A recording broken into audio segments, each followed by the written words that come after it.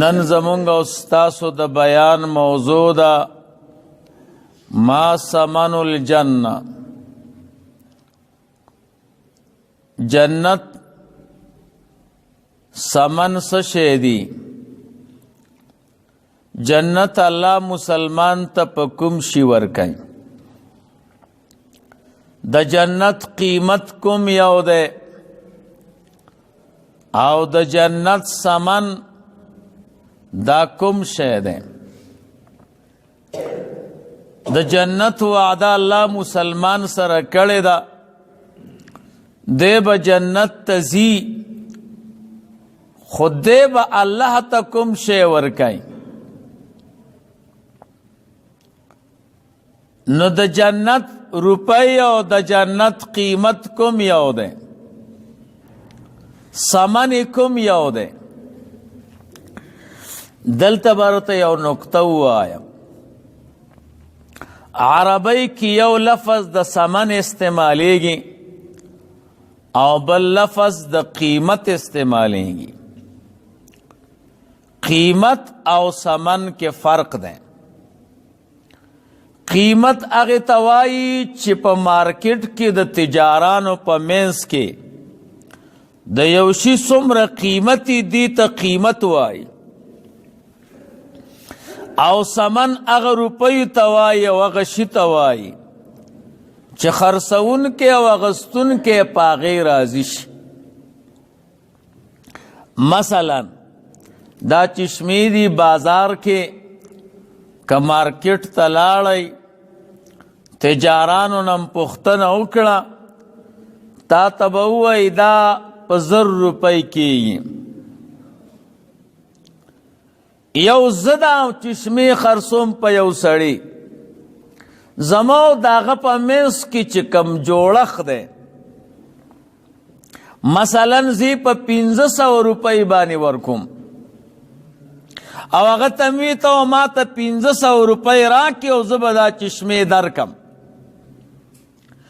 نو دا 1000 روپۍ قیمت دی او 1500 روپۍ دا یې ثمن دی.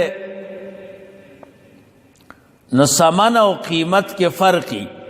موږ او تاسو پښتو کې د ثمن او د قیمت په منځ کې فرق نه کوو، لیکن اسلام کې ثمن او قیمت کې فرق دی. نو د جنت قیمت انسان سره نشته، خدا د الله او د بنده خپل منځونو کې د جوړښت خبره ده. الله د جنت خرڅونکی و، مسلمان اغستونکی او مشتری و، دوی سره جوړښت پس شي راغلی، نو هغې ته ثمن وایي.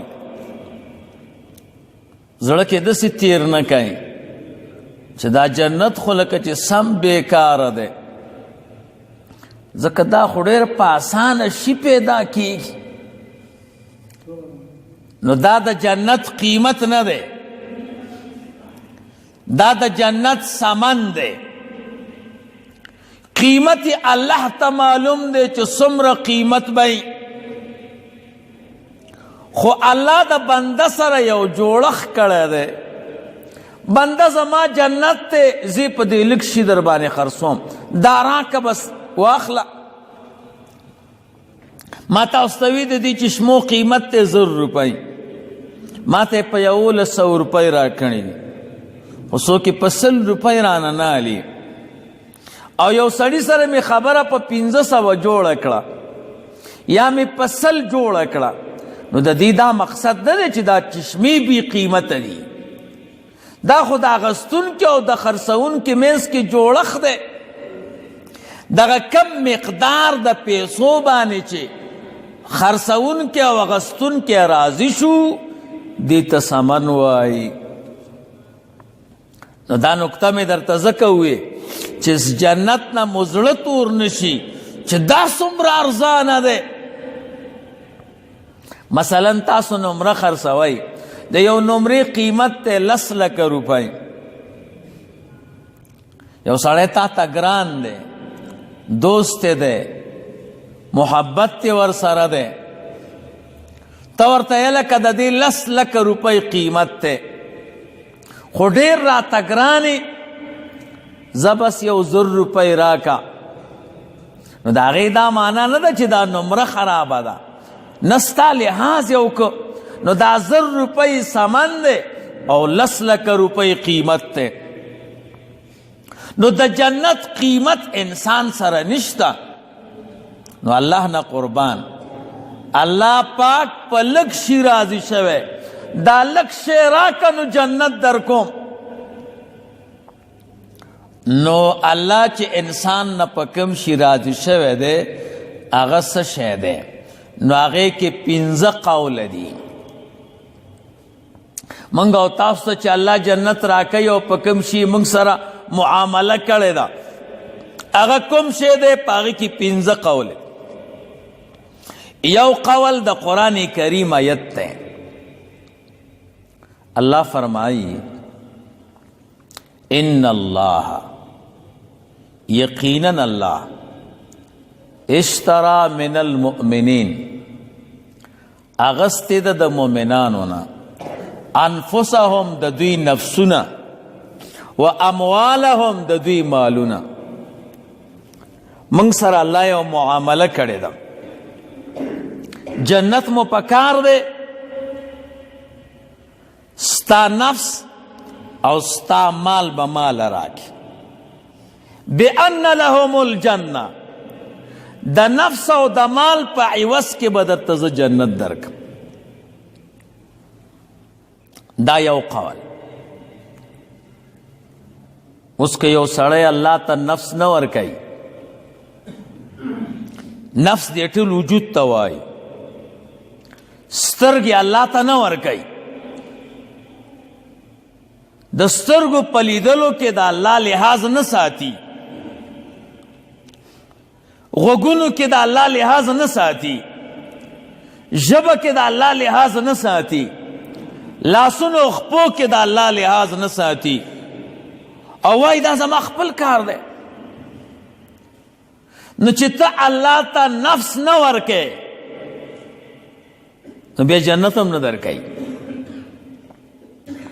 منګ او تاسو قتل د الله د رضا موافق نه دي، اورېدل مو نه دي، وینا مو نه ده، د پښو لاسونو حرکت مو نه دی، او بیا څه وایو؟ خدایه 8 واړه جنتونه راکړي، یو هم نه غواړو. دا معنا ده چې جنت کې را سره بل څوک نه او ټول زما یې. نو دا خبره ځکه صحیح نه ده چې ستا معامله د تا سمن نه دي ورکړي. یو دکاندار نه چې پاپړ اخلي روپۍ به ورکړي، چې روپۍ در نه کړي تعالی یقین وکړه که د 10 روپو پاپړ درکړي. اوس دلته یو مسئله ده، اول به موږ الله ته نفسونه او مالونه ورکو، بیا به جنت راکوي که نه؟ اول به جنت راکوي بیا به مالونه او نفسونه ورکو. دا مسئله ده. زمونږ او ستاسو اخستل او خرڅول په بازار کې غلط دي. ګوره مسئله دا ده چې اول به دکاندار سودا نه ورکوي، اول به اخستونکي روپۍ ورکوي. زمونږ د فقه کتابونه وایي مشتری نه به اول مطالبه ورکولی شي، ادفع الثمن اولا، اول روپۍ ورکا، بیا به دکاندار ته وایي ادفع المبیع ثانیا. اوس دې اخستونکي خو روپۍ درکړې، د ده ستا په مال کې حق پیدا شو، اوس مبیعه ورکا. موږ او تاسو چې کوم سوداګانې کوو نو اول روپۍ نه ورکو، اول سودا اخلو بیا روپۍ ورکو. دا صحیح نه ده. صحیح دا ده چې اول به روپۍ ورکې بیا به تا ته دکاندار سودا درکوي. نو الله سره مو معامله کړې ده، الله سره مو معامله کړې. اوس به الله اول جنت را کوي که اول به موږ مال او نفس ورکو؟ اول به نفس او مال ورکو، ځکه موږ مشتریان یو او الله چې دی خرڅونکی دی. مسله دا ده چې اول به مشتری روپۍ ورکوي، بعد کې به خرڅونکی سامان ورکوي. نو موږ او تاسو نه اوله مطالبه دا ده که جنت مو پکاري، الله ته به بدن ورکو، الله ته به مال ورکو، ټول به الله تکید و مخې ته. خدایه دا خو ستا دي. اوس که ته په خپل طبیعت موږ له څه تې راکې صحیح ده، کنی مالک خو ته. نو الله فرمای ان الله یقینا الله تعالی اشترى من المؤمنین انفسهم، الله غست مؤمنانو نه د دوی نفسونه، و اموالهم مالونه، بان لهم الجنه، د دې په عوض کې چې دوی ته به جنت ورکوي.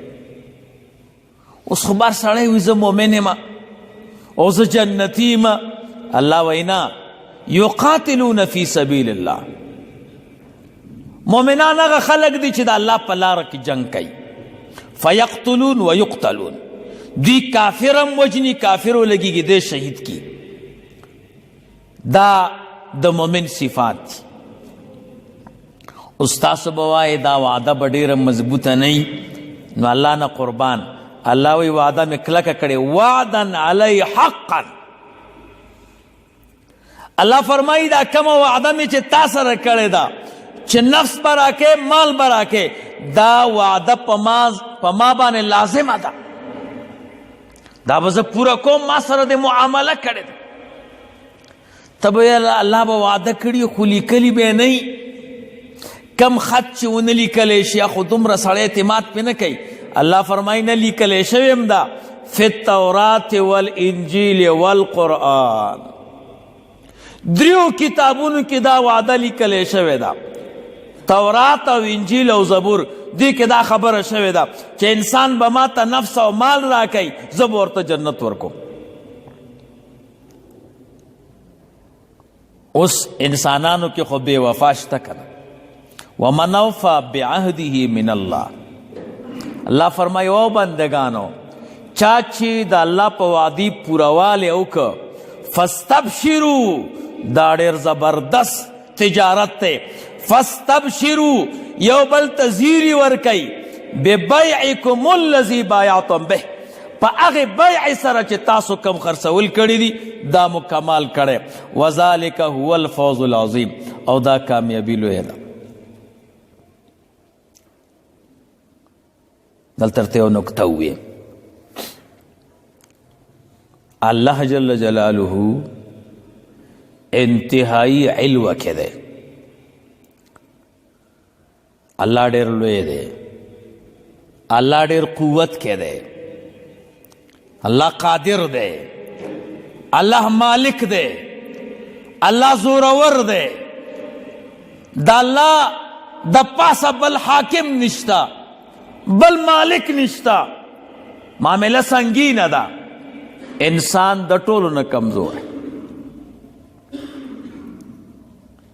په کائناتو کې د انسان نه کمزور شی نشته. میږی د انسان نه ډېر مضبوط دی. میږی په اوړي کې په ګرم سړک باندې بې چترۍ، بې پکي، بې یخو اوبو مزل کوي او پروا نشته. په سخت ژمي کې نه پټو ته ضرورت لري، نه بنین ته ضرورت لري، نه بخارۍ ته ضرورت لري. انسان د ټولو شیونو ته محتاج دی. د انسان نه کمزور نشته. یو پیر صاحب ته یو سړی راغی، ورته وی صاحب مالا ذکر راک، او هغه کې قبر و. قبر سره خو ذکر نه یو ځای کېږي چې ته بل یادې، الله یادې، ځان به خاورې کې. ورته وی صاحب مالا ذکر راک. پیر صاحب ورته وی صاحب ته خو ډېر لوی سړی. وی او زه ډېر لوی سړی. وی یو کار وکړه وګرځېږه د ځان نه بېکاره شی ماله راوړه د ځان نه بېکاره خو هغه ته به وایې چې ته زما نه بېکاره یې زه چې ځو پیر صاحب هغه وی ډېره ښه روانو روانو یو ځای کې یو غریب سړی پیدا کو ورته وی کاکا ودرېږه ته خو ما نه بېکاره یې او هغه پیر صاحب راته ویلي دي چې د ځان نه بېکاره راوله نو ته خو ما نه بېکاره یې زه چې بودې ځم هغه ورته وی خوله سمه خوځوه زه تا نه بېکاره یم که مېلمه نه وی ما به تا ته اوسل ویلی وی زه خپل کار کوه ده وی یاره دا سړی خو بېکاره نه دی ده کې به څه کمالي بل سړي پسې ګرځېده بل یې را پیدا کو یاره وی دا به ما نه بېکاره یي ورغی ویلې صاحب ته خو ما نه بېکاره یې ویله پیر صاحب ته دې بوزم راته وی د ځان نه بېکاره سړی راوله هغه چې په مخ داسې کلکه سپېړه ورکړه وی ته د سړي زوی زه ستا نه بېکاره ځه ورک شه بل ته ورغی ورته وی هغه ډېر غریب و ډېر مسکین و ډېر په بد حال و ورته وی یاره ته خو ما نه بېکاره او هغه پیر صاحب ته به دې بوزم خو بلا وه هغه ورپسې کوتک راواغځه یو څو کوتک یې ووهه ما ته دې بېکاره ووې ما کې څه کم دي سړي وی په انسانانو کې خو پیدا نه شو ما خو وی چې زه دا ټول خلک بېکاره دي او زه پکې اوچت یم نو لاړه ګندګي راپورته کړه د انسان او دسماتې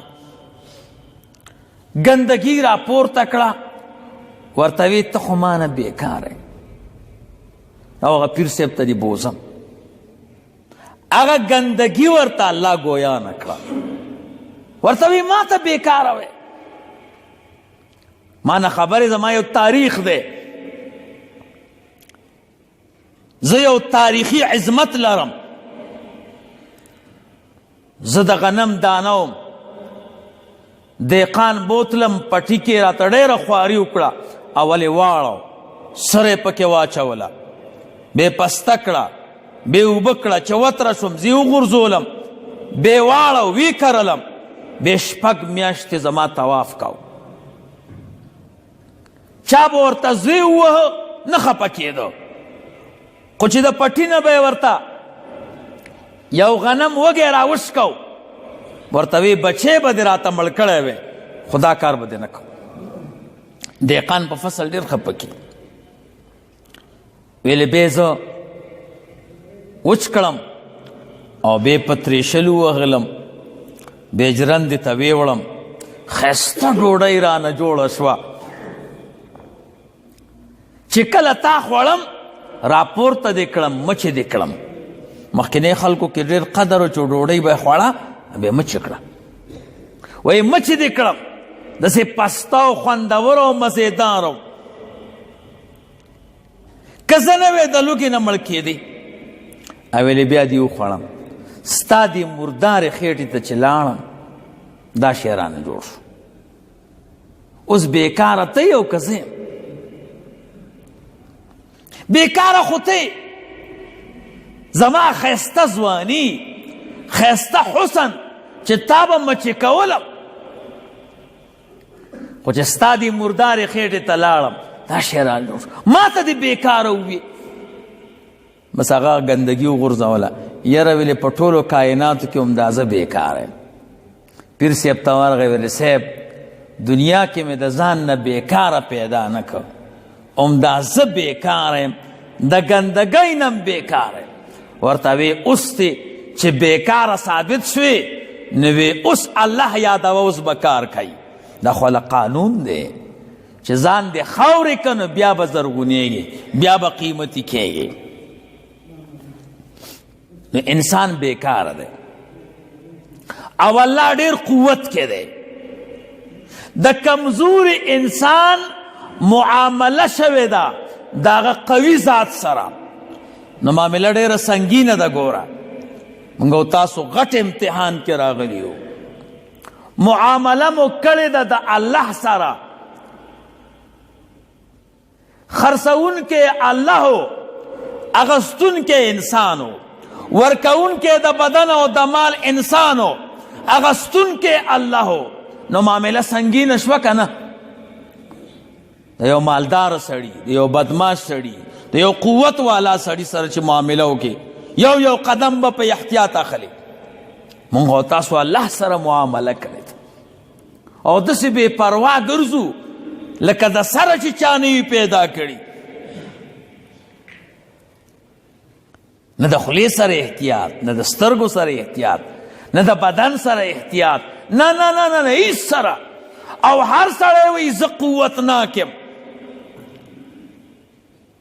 ګوره دې ته فکر پکار دی که انسان ټوله زندګۍ کې وژاړي چې خدایه معامله مې تا سره ده، زما خو یو قدم دا د حساب دی، ما یوه خبره په حساب ده، زما یو کپله په حساب ده، خدای زه خو تا ته جواب نشم درکولی. د ته بیا خندا مزه ورنکي. نو د جنت سمن اول قول قرآن کریم ذکر کړی چې موږ د جنت په څه ورکو؟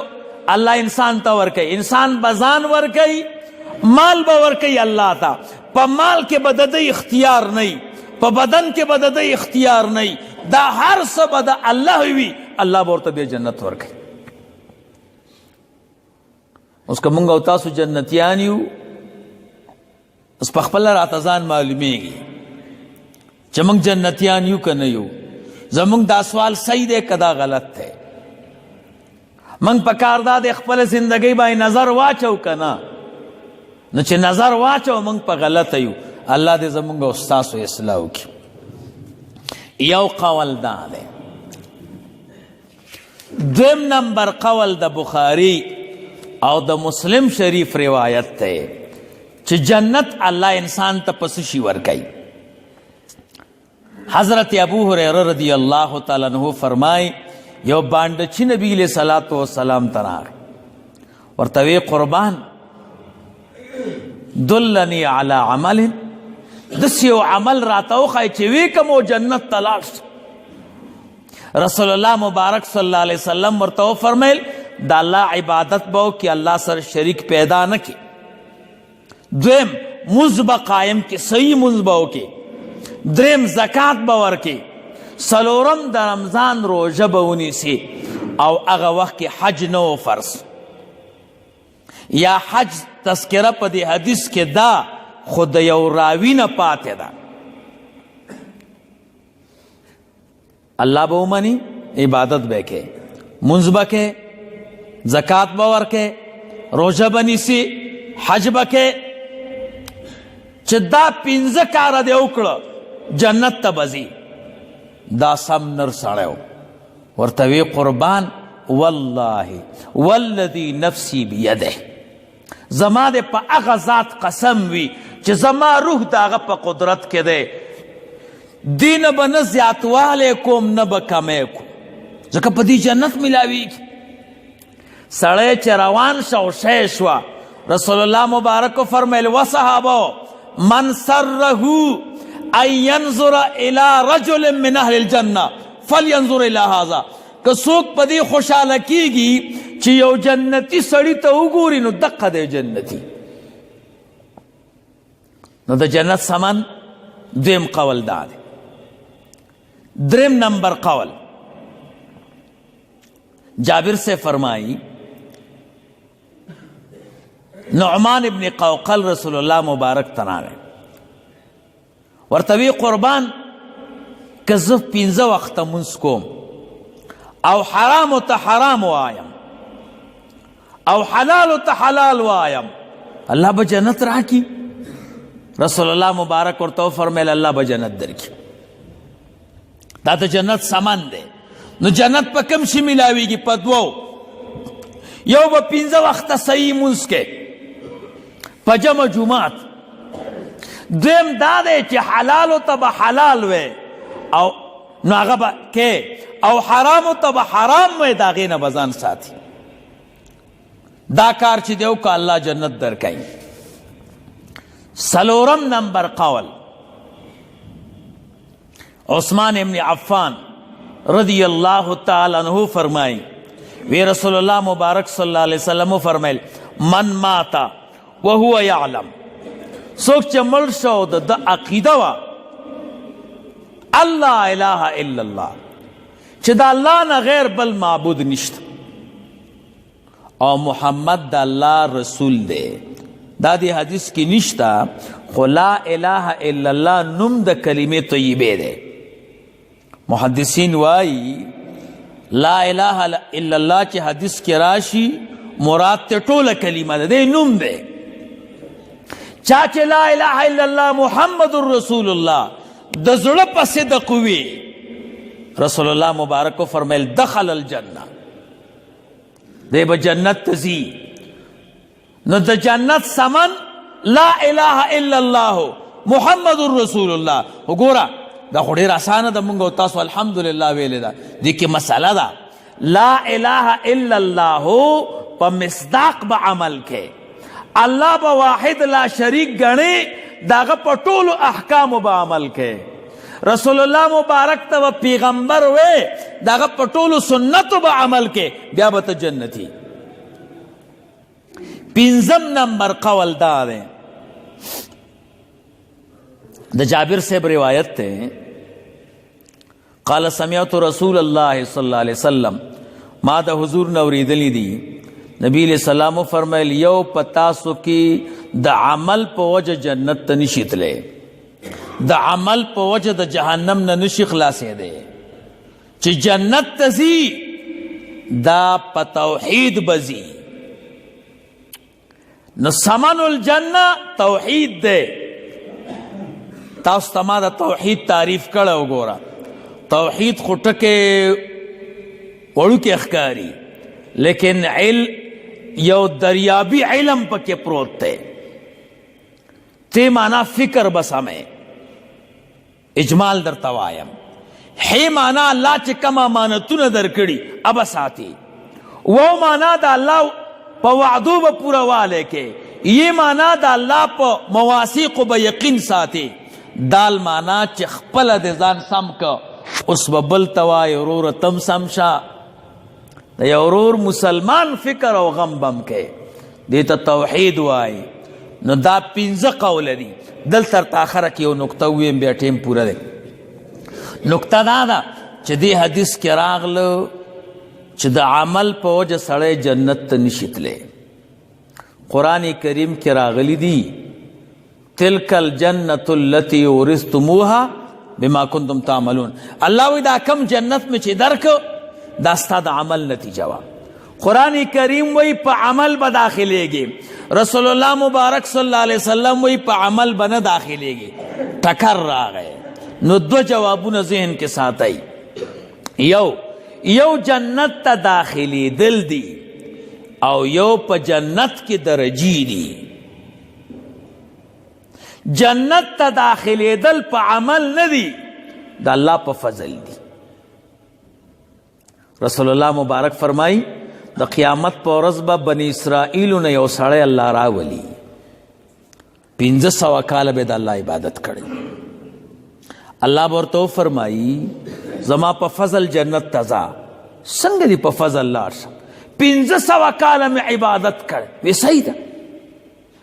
الله وی جهنم ته لګ ور مخامخ کوي دا چې جهنم ته ور مخامخ کی تګې بشي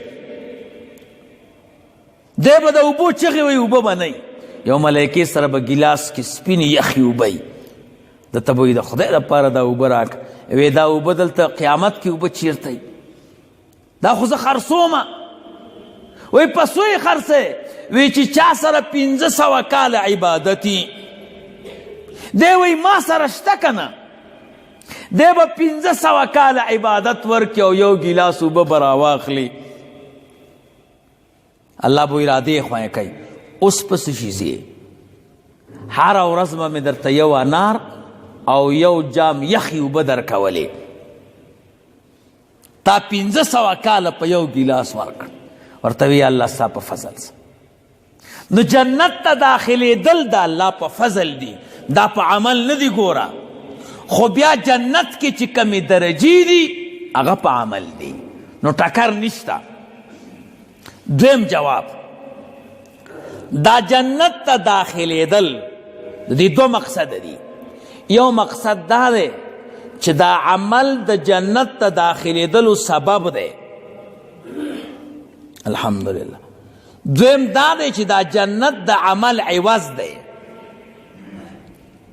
سړی چې جنت ته په عمل داخلیږي نو دا عمل سبب دی او که د جنت عوض دی.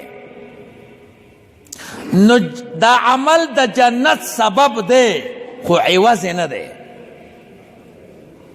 نو جنت ته داخلېدل په اعتبار د عوض سره دا د الله په فضل دی، او په اعتبار د سبب سره دا په عمل دی.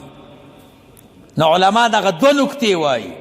نو الله دې زمونږ او ستاسو اعمال صحیح کي.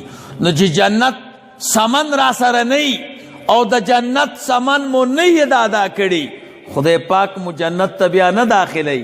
واخر دعوانا الحمد لله رب العالمین. سنت کوئ.